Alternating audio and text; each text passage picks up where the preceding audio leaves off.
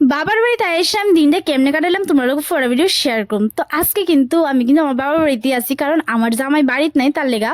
তো আমরা দুজন যেহেতু একটা ছোট্ট সংসার, তো জামাই বাড়িতে না থাকলে আমার একদমই ভালো লাগে না। তো এর লেগা যেহেতু ভালো লাগে না, তো এর লেগে চান্সে ভাবলাম এদিকে বেড়াই যাই আর মনটা একটু ভালো লাগবে। তো তার লেগে কিন্তু আমি সকালবেলা দেখো ঘুমে থেকে উঠে গেছি।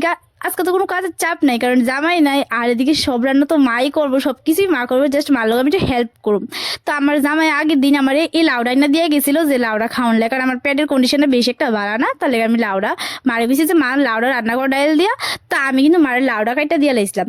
তো তারপরে কিন্তু আয়া পড়ছি কলেজের লেগে রেডি হবো। আমি আজকে যাবো কলেজে, মানে কলেজে আমি যাইলাম হইলে কিন্তু কিতে হয়েছে পরে তোমার লোক পরে শেয়ার করতেছি, মানে আস্তে আস্তে শেয়ার করুন। তো এদিকে দেখো কলেজে যাওয়ার লোক পুরো রেডি হয়ে গেছি গা, মানে একদম সকাল সকাল ঘুমের থেকে ওইটা স্নানও করছি না, ভাবছি আয়েসেই স্নান করুম, মানে বেশি টাইম লাগতো না, 12টা একটা মধ্যে আয়া ফোন, তার লেগে ভাবছি আয়েসেই স্নানটা করুম। তো স্নান করা আর হইছে না, এদিকে কিন্তু সবটা রেডি হইতেছিলাম, আর আমি ভাত খেয়ে যাবো দেখে মা তাড়াতাড়ি করে আমার লেগে রান্না বান্না করে লেতেছে। দেখো এদিকে আমি লাউ দিয়ে সেটা সুন্দরভাবে খাইয়া লেতেছিলাম, খাইয়াটাই তারপর কিন্তু কলেজে গেছিলাম।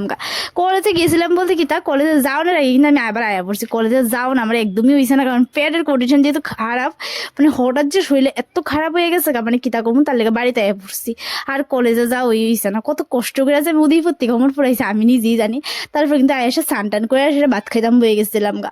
আগের দিনে শুকরের মাংস আনছিল, লুপ সামলাতে পারছি না, এবার যাও এবার বাড়িতেই বলে কোনো টেনশন নেই, এবার খাইতেই থাকতাম।